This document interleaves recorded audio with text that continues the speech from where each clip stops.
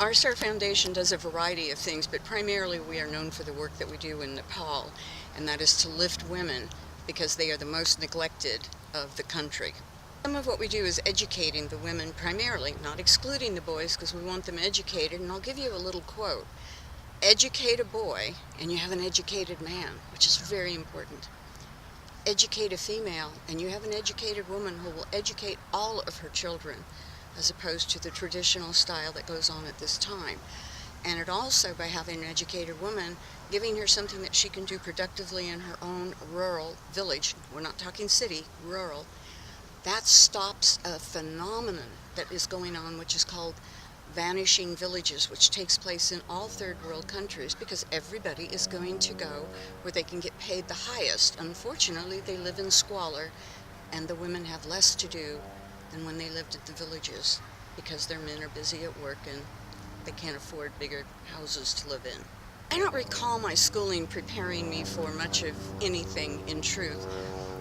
It's the work that I do is strictly by passion. It hasn't been by knowledge, but I have been willing to understand, to learn, to go out and find out how to do it and connect with people that know how to give me direction. God. Part of my schooling was going through seminary, which in and of itself was a certain calling for me.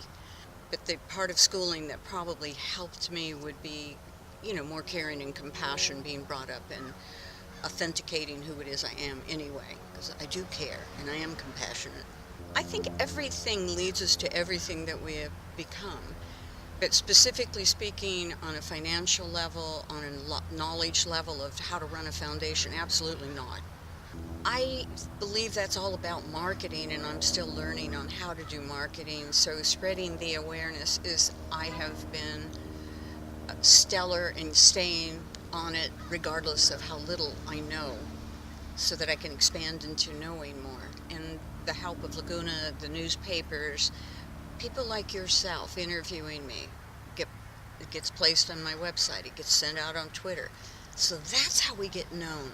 The amount of people doesn't vary once they join with us, they stay with us. We started with about 1,200 people at the most that we were helping.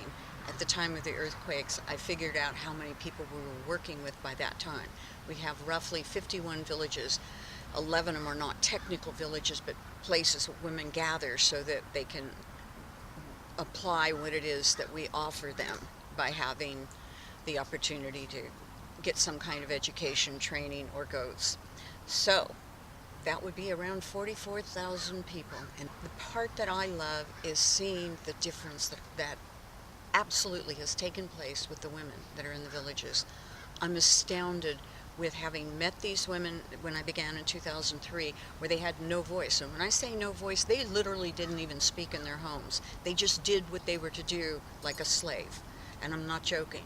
Now I see them in their group. They still do their slave labor, but seeing that they now make money equal to their husband or enough to take care of their own lives and their children's if they've been able to take their children with them, it's astounding. It warms my heart every single time.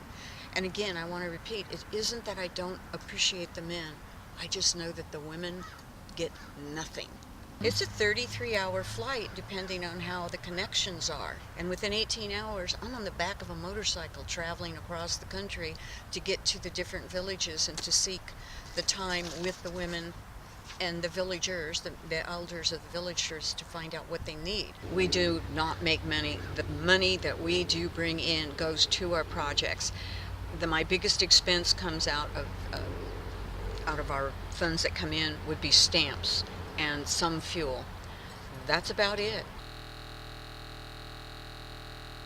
You were asking about the school and how things are going on. This was before the earthquakes began, and one of the great things that transpired after the earthquakes is we were 3 weeks back in session with the children. It was 3, 4, 5 months for other schools to get started again.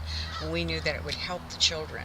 Having the little girls getting an education is going to prevent them from being in the 92% illiteracy rate that is continuing to this day in our rural villages. And when I say our, I do mean actually all of Nepal.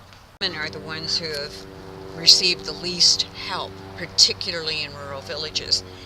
97% of the homes in our area that we work in, which is the Cavre district, lost their homes. So we have brought in greenhouses. They're very simple, and we're using renewable material. You can see that it is bamboo, and it's very minimal. But with these crops that they grow, they can build their own homes in time. Plus, they're eating from the food, and we will add to that, it's organically grown. I suggest that you all know why it makes a difference, because Bill Gates and the Nepali government got together and brought in Monsanto seeds. So knowing that ahead of time, I was able to advise the villagers, we're all agricultural people, and say, do not take those seeds, do not use them. You will always be bound to buy them. Save your seeds, grow them on your own.